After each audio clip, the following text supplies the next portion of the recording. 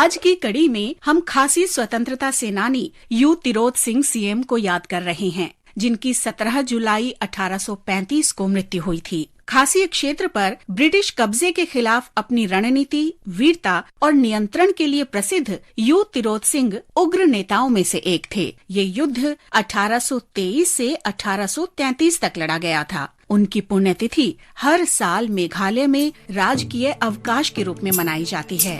तिरोत सिंह ने युद्ध की घोषणा की और खासी पहाड़ियों पर नियंत्रण के लिए अंग्रेजों के विरुद्ध लड़ाई लड़ी। प्रारंभ में ब्रिटिश शासन और तिरोत सिंह एक समझौते पर पहुंचे, जिसके अनुसार दुआर कहे जाने वाले दर्रे पर तिरोत सिंह का कब्जा हुआ। लेकिन राजा बलराम सिंह ने दुआर पर तिरोत सिंह के दावे को नामंजूर किया और अपने दावे को स्थापित करने के लिए अपनी सशस्त्र सेना के साथ आगे बढ़े। जब खबर आई कि अंग्रेज असम में सेनाओं को मजबूत कर रहे हैं, तो तिरोत सिंह ने फिर से दरबार बुलाया और अंग्रेजों के लिए नोंगखला को खाली करने का आदेश पारित किया गया।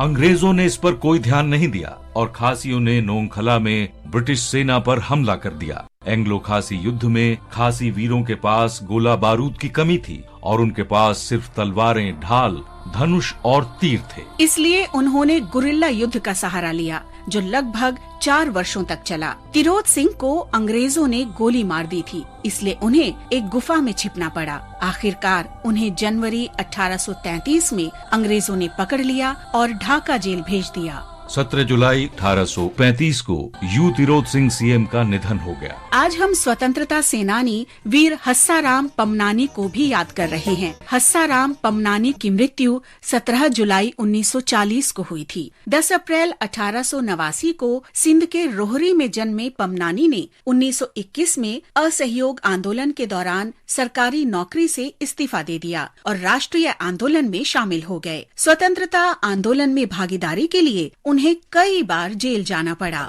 1937 में पमनानी सिंध विधानसभा के लिए चुने गए। जब क्षेत्र में सांप्रदायिक भावनाएं भड़कीं, तो पमनानी ने घटनाक्रम के पीछे की साजिश का पर्दाफाश कर दिया। उपद्रवियों का दंगे शुरू करने का प्रयास नाकाम हुआ और उन्होंने वीर हस्साराम पमनानी को 17 जुलाई 1940 को गोली मार दी। हम गांधीवादी स्वतंत्रता सेनानी किशोर येसव को भी आज याद कर रहे हैं, जिनकी मृत्यु 17 जुलाई 1930 को हुई थी। महाराष्ट्र के पालघर के निवासी किशोर गुजरात के धरसाना में सविनय अवज्ञा आंदोलन में सक्रिय रूप से शामिल थे। सत्याग्रहियों पर पुलिस के लाठीचार्ज में वे घायल हो गए थे। पुलिस ने किशोर को प्राथमिक उपचार देने की बजाय गिरफ्तार कर लिया और आर्थर रोड जेल में डाल दिया। वो लगभग 15 दिन जेल में बंद रहे और उसके बाद गंभीर स्थिति में जे अस्पताल में स्थानांतरित कर दिए गए। इसके 2 दिन बाद 17 जुलाई 1930 को उनकी मृत्यु हो गई। आज हम स्वतंत्रता कार्यकर्ता गुरिया को भी याद कर रहे हैं, जिन्होंने 1857 में स्वतंत्रता के पहले युद्ध में भाग लिया था। गुरिया को अंग्रेजों ने गिरफ्तार कर लिया था और अंग्रेजों के खिलाफ विद्रोह को समर्थन देने और उकसाने के लिए उन पर मुकदमा चलाया गया। उन्हें सश्रम 14 साल के कारावास की सजा सुनाई गई। 17 जुलाई 1859 को अंडमान की सेलुलर जेल के कारावास में ही उनकी मृत्यु हो गई।